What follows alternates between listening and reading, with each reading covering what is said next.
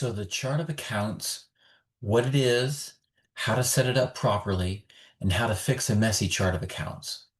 Most people open their chart of accounts in QuickBooks and see this giant list of stuff: office supplies, software, bank accounts, credit cards, equipment, random categories everywhere. And it feels like accounting is just memorizing where things go. But here's the thing nobody explains clearly. All of it comes from just one equation, just one. Assets equal liabilities plus equity. That's the entire backbone of accounting. And once you see this, the whole chart of accounts suddenly makes sense. Left side, assets, what the business owns. Right side, liabilities and equity, what the business owes plus what belongs to the owner. That's it. Every account in your chart of accounts exists somewhere inside this equation. Every single one. Here's the big unlock. When you look at your chart of accounts, it's not just a random list. Every account ultimately belongs to one of three buckets: assets, liabilities, equity. That's the entire structure.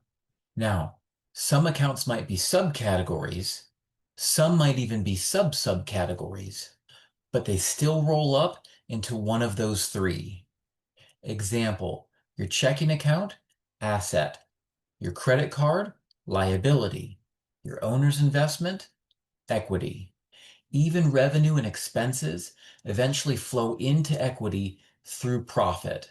So no matter how detailed your chart of accounts gets, the entire thing ultimately rolls up into one of those three categories. Let me show you how to see this in QuickBooks Online. Click the gear icon in the top right-hand corner of your screen, then go to Chart of Accounts. Now look at the Type column. You'll see categories like bank, accounts receivable, other current assets, fixed assets, and so on. QuickBooks is basically tagging every account according to the accounting equation: assets, liabilities, or equity.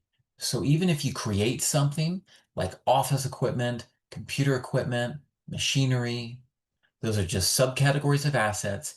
They still live on the left side of the equation. And this is where people get confused. They think the chart of accounts is a giant system of random categories. It's not. It's just a tree structure. At the top, assets, liabilities, equity. Then below those, subcategories. Example, assets: fixed asset, equipment, camera equipment. It might go 2 levels deep, maybe 3, but every branch still traces back to the same 3 roots. This was the big unlock for me when I first learned bookkeeping. Instead of memorizing categories, I started asking one question: which side of the equation does this belong to?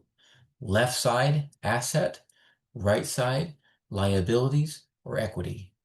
Once you start thinking that way, your chart of accounts stops feeling like chaos and starts to feel like a system. How to review and fix your chart of accounts. Now let's talk about the practical part. You understand the equation: assets equal liabilities plus equity, and every account in your chart of accounts ultimately belongs to one of those three buckets. So the question becomes, how do you actually check if your chart of accounts is set up correctly? Let's walk through it in QuickBooks Online. Step 1, we're going to open your chart of accounts. We're going to go to the gear icon in the top right-hand corner of the screen again. You'll see a drop-down menu. Click Chart of Accounts. Now you're looking at the full list of accounts feeding your reports. And here's the key when reviewing it. You're not asking, is this labeled nicely? You're asking, is this account in the correct part of the equation? Step 2, check the account type. Every account in QuickBooks has a type. That type determines where it lives in the financial statements. So scan down the list and ask 3 questions. Is this an asset? Is this a liability? or is this equity?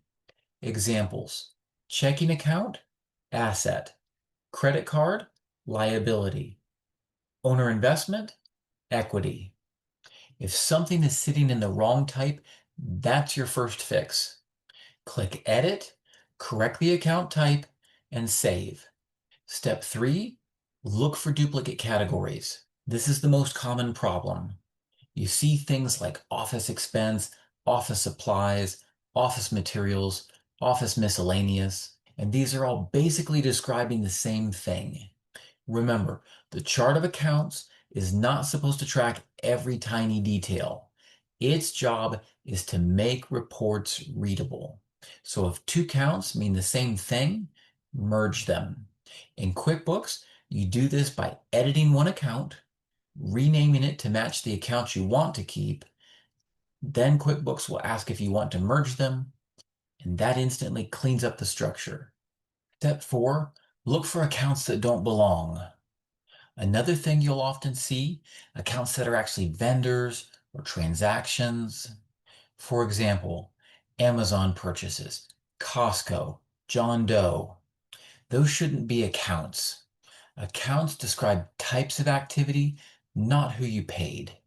So those should usually be merged into categories like office supplies, tools, cost of goods sold, equipment. Step 5, check the structure. Now zoom out and look at the big picture. Your chart of accounts should feel like a clean hierarchy. At the top level, assets, liabilities, equity. Then below those, subcategories. Example, assets, bank accounts, checking; assets, fixed assets, equipment; liabilities, credit cards, business credit card. You're basically making sure every account has a clear home in the equation. Step 6, the final quick test.